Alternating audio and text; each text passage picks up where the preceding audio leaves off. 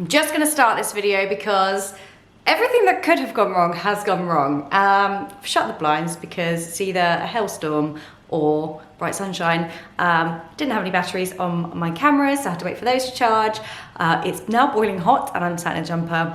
I'm just gonna get on with it because otherwise this video will never make it to existence. It's feeling heavy at the moment. I'm gonna try and remain upbeat. This is going to be the first in a series of money saving videos for you guys. You know, if you've been following my channel, I'm Lara, if you are new here, that we have had years of lots of money saving tips and ideas and just lots of ways to save and live your best life on a budget. However, I just want to caveat this series with, I am fully aware we cannot save our way out of this situation. These videos are going to be sharing lots of little ways that you can save money. However, the caveat is I know that we are in a very, very tough situation. So if you find this video helpful, then please do subscribe to the channel, go back through the videos. There's tons of money saving videos here on this channel.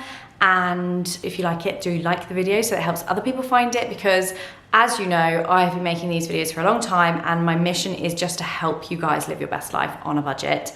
And at this point, it's just get through the next few months. So do subscribe and follow along and comment as well. We've got a really supportive Facebook group, which is Budget Best Life. You're welcome to come and join. That's of course free, and loads of supportive people. And in fact, this first video has actually been inspired by the Facebook group because someone actually mentioned on there the 10%. So basically that is reducing things by 10% to save money. And the poster asked if anybody had any ideas, and there were so many. So I wanted to share them here on this channel because I feel like you guys need to know. So if you're not in the group, or even if you miss the post, you are in the group, or you just want reminding or me to talk it through with you guys. So today we're gonna be talking through 10 ways to reduce things by 10% and save money. So this is gonna be a series.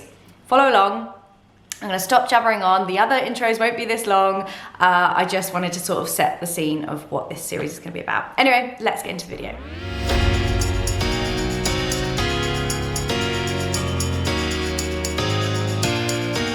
I need to apologize for my hair. I don't know what's happening with it. I've just been out in the rain and it has fallen flat. I haven't had it done for months either.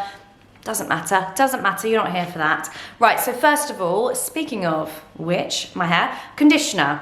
I stopped using conditioner a few months ago when I asked on Instagram why my curls were not staying in any longer, and someone suggested to stop using conditioner. It has made such a difference. So that's 100% less than what I used to use, of course. But if you do use conditioner, consider not using it because honestly, it actually has helped my hair. And as you can see, it's still shiny and nice and in good condition, and when I do curl it, it does stay in. So that's one thing that can be cut out of your budget to save you money. And as I said in a recent video, productivity tip 101, if you watch YouTube videos, there should be down here somewhere, maybe there, one of these, little settings sort of like tool sign, and you'll be able to change the playback speed. I listen to my videos now 1.75, 2 if they're not speaking too quickly, and it just means you can get through a 15-minute video in about, well, 7.5 minutes if you listen to it on 2 speed. So that's a really good tip. Anyway, so next is laundry detergent. So halving laundry detergent, or even just taking 10% off if you don't want to half it, it will save you money because obviously you're using less detergent and your clothes will still come out clean. So consider doing that. It's only a little change, and these are little changes, but they are going to add up, and they're just going to become micro habits which all add up. And as I've said in my videos before, it's all about changing that mindset, the money mindset and the gratitude and the little habits that add up to make big changes. So doing this, let me know if you do this, and if you have any additional tips, of course, leave them in the comments so other people can read them. But this is something I'm definitely going to be doing, taking forward. Okay, the next one is to drive 10% less fast. So this is going to actually make your miles per gallon better, and you can get like 50, 60 miles per gallon by driving under the speed limit. Obviously make it safe and don't cause anyone any undue risk, But if you just drive a little bit slower, then you'll, especially on the motorway, then you will definitely save money on your petrol or your diesel, which we all know is extortionate at the moment. The next tip is to make up a flask of hot water when you make your first coffee or tea of the morning, and then put the rest of the kettle water into a flask, a really good thermos flask, and then use that throughout the day to make the rest of your hot drink. So you're not boiling a kettle every single time. This is such a simple tip, but actually it makes so much sense, and hopefully it will save you some money too. The next one is to walk 10% of the way and actually park further away, drive less, use less fuel, and then maybe the parking will be free as well. So it's like a double whammy tip, not just using less petrol or diesel, but actually perhaps free parking, and you get the fitness as well, so you get an extra bit of steps in. But I've been doing this recently, walking half the way, and it actually helps so much. The next one is to cook less. So batch cook your meals if you have a family, or even if it's just you, especially if it's just you actually. Literally make the dish and then batch cook, so you can then freeze some portions to put into the freezer. It's like an instant ready meal. They're better for you, they're cheaper, they're healthier, and they're nicer as well. So put anything that you cook, if it's a pasta dish, or so many things can go in the freezer, and I've done videos on this before of like all the things you could freeze. There's so, like, basically everything apart from leafy vegetables or like things that might go a bit soggy. I did a reel on this over on my Instagram, which is Lara, Joanna, Jarvis. There'll be reels and there'll be money saving advice over there as well. Loads of different tips over there. I did this reel and it was about freezing your sandwiches, and so many people were like, what? That's gross. But honestly, it's a game changer. It will save you so much money because you're not letting your food go bad, like your bread. How many times does your bread go out of date in the freezer, honestly? It saves you time, it's productive, you can get it done in one go, freeze all the sandwiches for the week, and then in the morning you take them out of the freezer, you put them in the lunchbox, and then by the time it's lunchtime they've defrosted and they are not soggy. Don't put cucumber in them or lettuce.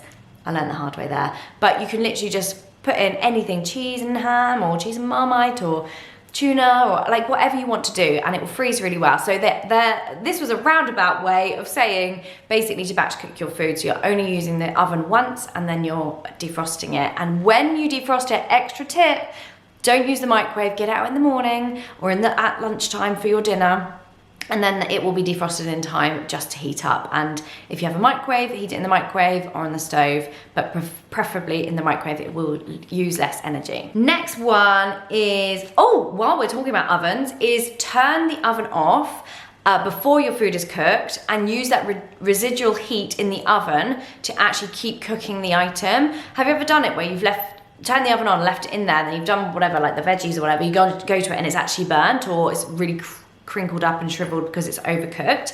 This is because there's so much residual heat in the oven, so use that to cook your food. The next one is when you're having your shower, put a basin underneath, like a bowl or something, a bucket, and use that water before it gets hot. All of the water you have to drain through before the hot water comes through, catch it in a bucket and use it for watering the garden or even cooking with. There's lots of different uses you could use, just so you're not wasting that water, because the water comes through and ours, for some reason, takes ages to get hot. So there's so much water wasted, so don't waste it, make it go to good use. And the next one is about your washing. So fabric conditioner is actually really bad for the environment. I did not know this until I was doing this research. And it's actually made out of like animal products, and it's really, really not good for your washing machine. So cut out altogether fabric softener. We don't use it anymore and I've not noticed a difference. Obviously you've got your towels, but you could use white vinegar, and that actually is a natural sort of product to use for conditioning clothes. It's better for your clothes. It's going to make your clothes last longer. It's going to stop your washing machine from breaking, because that is all cloggy, like imagine like fat down a drain. It's sort of the same thing. It's clogging up your washing machine. So you're going to save on those two things. You're going to save on actually buying the conditioner in the first place.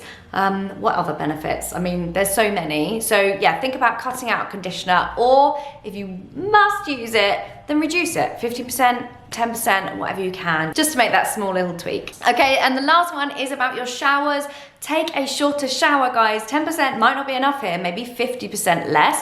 Put on Spotify, have a couple of tunes, maybe one or two, and they're about 3 minutes each. that's probably still quite, you know, enough time to do if you're having do you have like a big shower and then a little shower? Sometimes you've got to do your hair, you've got to shave, you've got to like do everything, maybe hair mask, and then sometimes it's a quick in and out, not gonna bother washing your hair. There's different kinds, I know, but if you just put Spotify or sort of music or whatever you've got on, and then that's your timer for when you need to get out, it will definitely save you loads of money in heating the water that you're using, and probably the products as well, because you're in and out, you don't need to use as much. Okay, so that is your first 10 tips to have actionable advice, 10% cut down of what you can be using and spending. Hopefully it will save you some money. But of course, comment below with your ideas. I'd love to hear more, and also follow along for more if you want to see more tips like this. And there'll be loads more videos in this series too. So thank you so much for being here and watching, and I will see you guys so soon. Take care, bye.